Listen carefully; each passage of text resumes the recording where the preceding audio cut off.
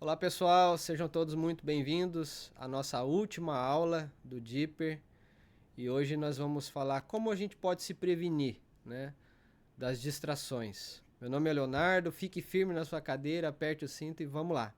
Primeira coisa, como que eu posso me prevenir? Aí você pode perguntar, mas Leonardo, o que a gente pode fazer aí para a gente evitar tudo isso que você já comentou nas outras aulas? Primeira coisa que a gente pode fazer, estabeleça limites, né?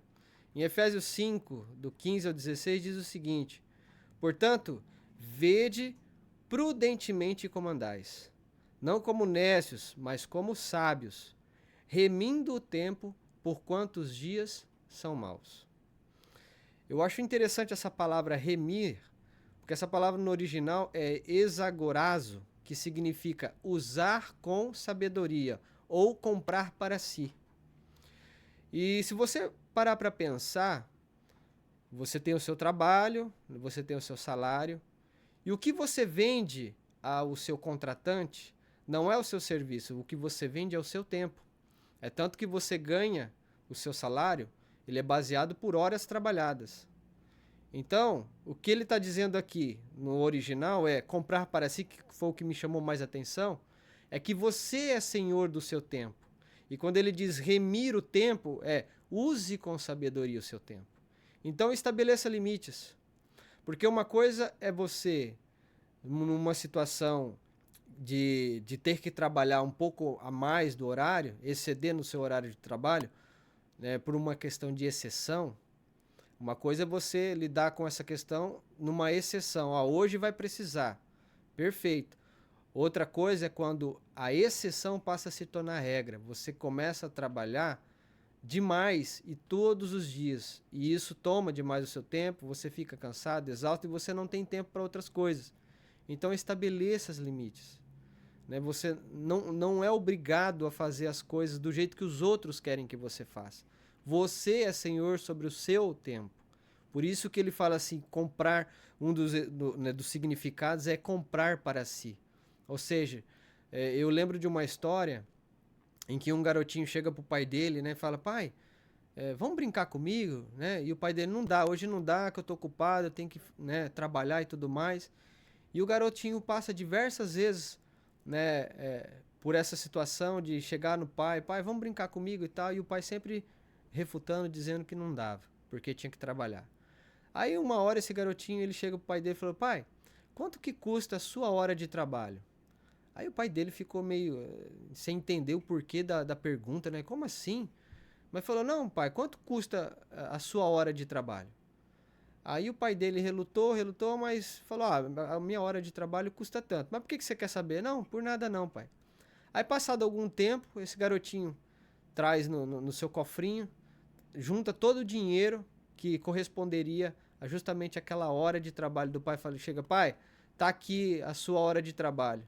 Agora eu quero que o senhor dedique essa hora para mim, porque eu tô comprando do senhor essa hora de trabalho.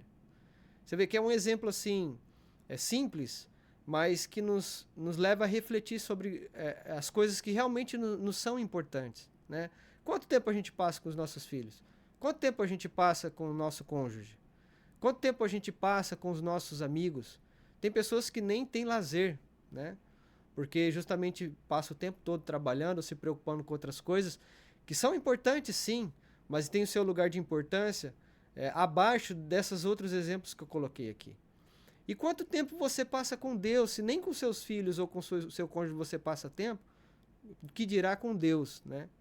Então, são coisas que a gente precisa realmente nos atentar e estabelecer limites, né? Celular, nossa, eu falo por mim mesmo, porque a primeira coisa que eu faço todo dia quando eu acordo é olhar para o bendito celular. Eu preciso realmente me policiar nisso e evitar essa prática, porque a gente quer olhar para o celular para ver se tem mensagem, para ver se alguém mandou alguma coisa, e a gente sabe que a maioria dos dias que se passam não tem nada de interessante no celular.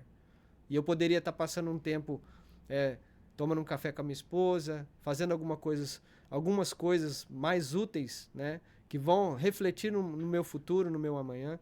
Então, que a gente possa estabelecer limites, que realmente eles são importantes, né? Se você não estabelece limites, você acaba fazendo com que as pessoas diga a você o que você deve ou não fazer.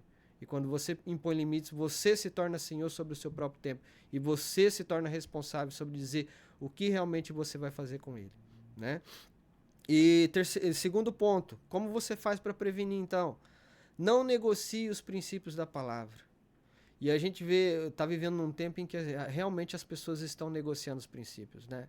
Ou porque almejam uma posição social, ou porque querem obter mais dinheiro, ou porque querem agradar alguém. Enfim, as pessoas estão negociando seus princípios, os princípios estabelecidos pelas Escrituras, por diversas razões que não são razões que são, digamos assim, eternas, que realmente são importantes para nós, né?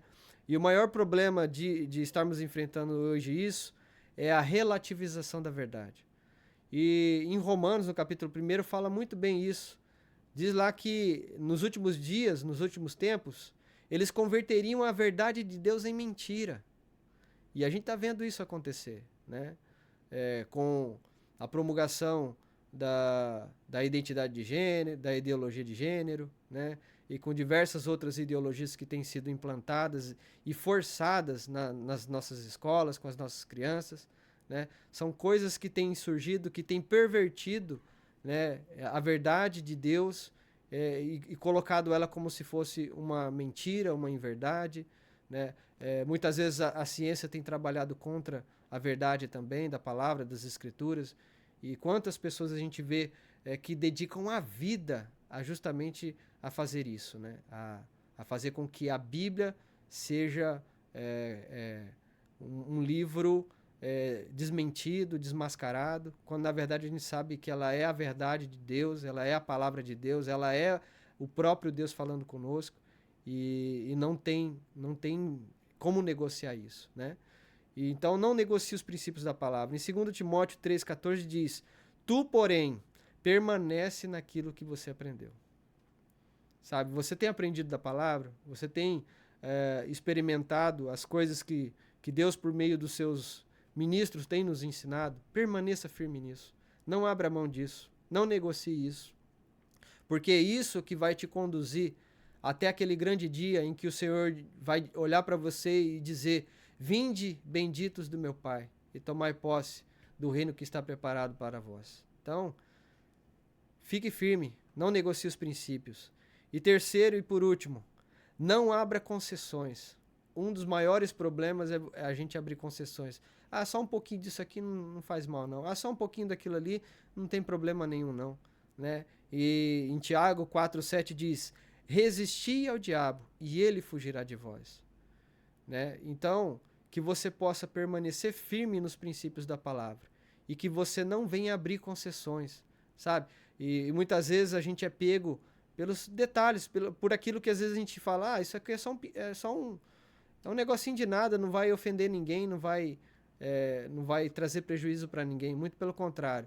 Essas pequenas concessões que vão fazendo com que você vai caminhando para as maiores e por aí vai até levar você à apostasia. Então não abra concessões. Seja firme, seja íntegro naquilo que os princípios da palavra de Deus têm estabelecido sobre a sua vida. Em Efésios 4:27 diz: não deis lugar ao diabo. A palavra de Deus diz que o diabo ele anda ao nosso derredor, baramando como leão, buscando quem possa tragar. E quando você abre pequenas concessões, você está dando oportunidade e legalidade para o inimigo agir na sua vida. Né? É aquela pequena mentiria: não, mas isso aqui, né, não tem problema. Vou pegar só uma balinha, vou roubar uma balinha, não tem problema. E quando você menos espera, isso pode se tornar algo muito maior na sua vida. É como o casamento, né? O casamento ele não se destrói como algo muito grande. Ele começa com pequenas coisas. É uma toalha que fica jogada na cama, né? É uma falta de comunicação. São pequenos atos que vão minando o casamento e que vão levando ele à destruição. E quando você menos percebe, aquele ato que a gente fala: nossa, houve uma traição e tudo mais. A traição foi só o que apareceu, mas o que realmente veio minando o casamento não foi a traição foi o ápice, né, dos acontecimentos, mas o que foi minando foi os pequenos atos, as pequenas concessões, aquilo que você vai permitindo que aconteça na sua vida e infelizmente isso vai destruindo o casamento e seja qualquer que seja a área da sua vida.